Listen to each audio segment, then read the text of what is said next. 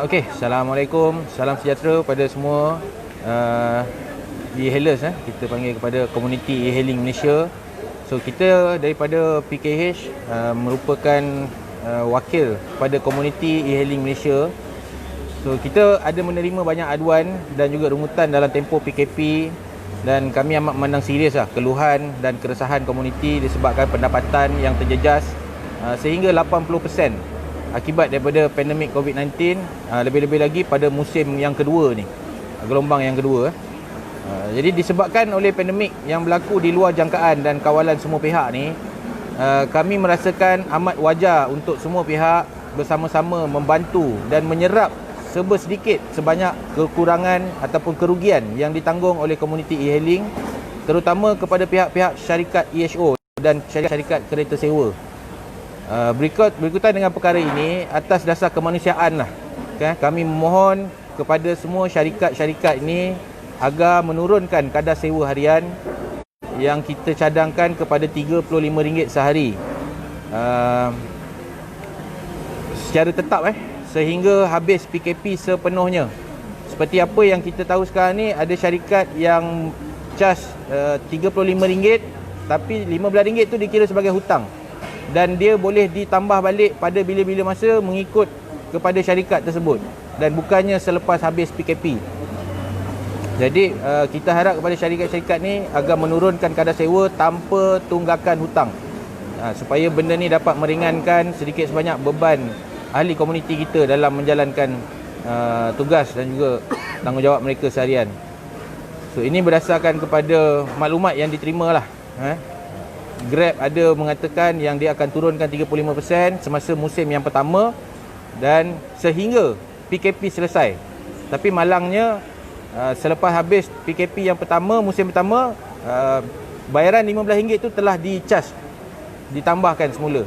Jadi ini sedikit sebanyak telah memberi beban pada pemandu-pemandu di bawah Green Rental Jadi kami juga memohon untuk fully utilisekan servis yang ada kepada semua pemandu dan rider, seperti GrabFood, GrabMart, Grab Express dan segala servis yang ada Dan kita juga memohon kepada semua syarikat EHO termasuk penghantar supaya pengurangan komisen dapat diberi kepada semua ahli komuniti, iaitu pemandu dan juga penghantar.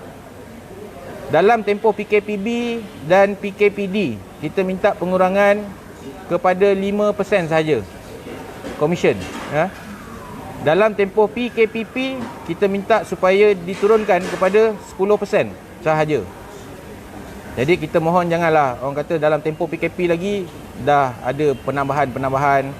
So kita mohonlah kepada syarikat-syarikat untuk sama-sama bertimbang rasa Kita juga memohon kepada yang ni syarikat Grab buat masa ni, untuk melanjutkan moratorium kepada semua pembayaran ansuran kepada pemandu mereka, seperti pembayaran ansuran telefon, ansuran loan dan lain-lain perkhidmatan yang diberikan, supaya moratorium ini dilanjutkan sehingga habis tempoh PKP.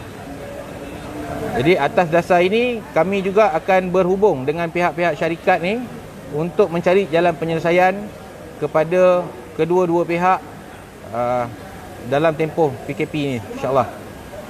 So itu saja untuk hari ini. Terima kasih. Dan kita juga ada bawakan dua wakil daripada Green Rental Program, dan keluhan daripada mereka kita rasa patut diambil berat kerana mereka adalah wanita yang bekerja menyara keluarga dengan cara memandu. Jadi kita rasa mereka sangat terkesan So kita harap agar ada pihak-pihak yang, pihak-pihak syarikat, pihak-pihak kerajaan, agensi dan sebagainya boleh tampil untuk membantu sedikit sebanyak komuniti e-hailing Malaysia. InsyaAllah. Terima kasih. So ada apa-apa soalan yang boleh? Saudara Sim Tanggawan kami ada baru-baru ini menerima urutan daripada penyewa-penyewa yang berjumpa dengan Grab. Sebenarnya mereka betul-betul kita maklum, tapi yang menarik perhatian adalah apabila mereka betul-betul nak memulangkan kereta, Grab kita ada yang di antaranya terpaksa bayar sehingga hampir RM6,000. Jadi boleh komen sikit tak tuan? Okey, kita aware juga dengan aduan yang ada viral sekarang ni. Tapi kita dari pihak persatuan, kita perlu berlaku adil lah kepada semua pihak, di mana kita tidak tahu apa terms and condition dia. Kita tidak tahu di mana kesalahan dia sehingga dia dikenakan bayaran sebanyak tu. Yang kita rasakan benda tu tak logik jugalah sebenarnya.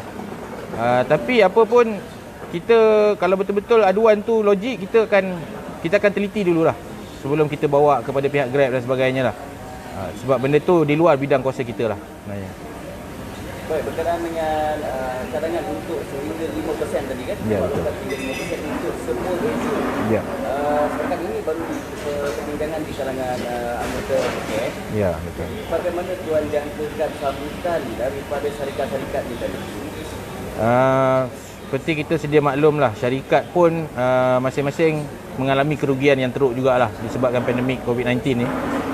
Tapi atas dasar kemanusiaan lah. Kerana saya percaya kita ni adalah penggerak ekonomi.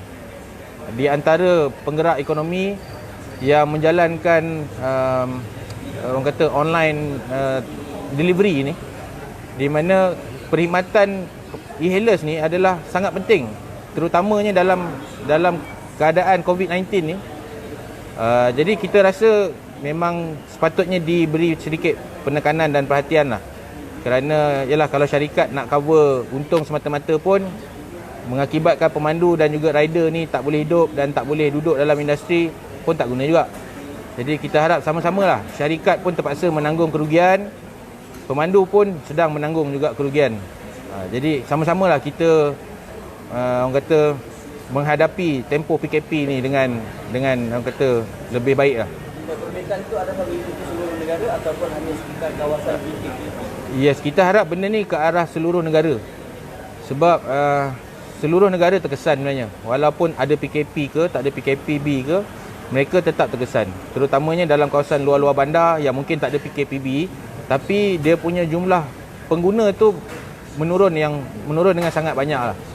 Peratusan penggunaan tu sangat sikit. Jadi semua orang terjejas lah. Kita harap semua EHO dapat laksanakan benda ni ke seluruh negara. Baik, Wan. Kebiasaannya lah, tuntutan-tuntutan sendiri ada kemungkinan tidak dilayan oleh EHO. Seandainya tidak dilayan, apakah tindakan seterusnya? Macam saya cakap tadi, sebagai langkah awal kita akan berhubung dengan syarikat-syarikat ni. Kita akan cuba menjalankan rundingan lah, untuk mencari jalan penyelesaian di mana boleh kedua-dua pihak boleh senang lah.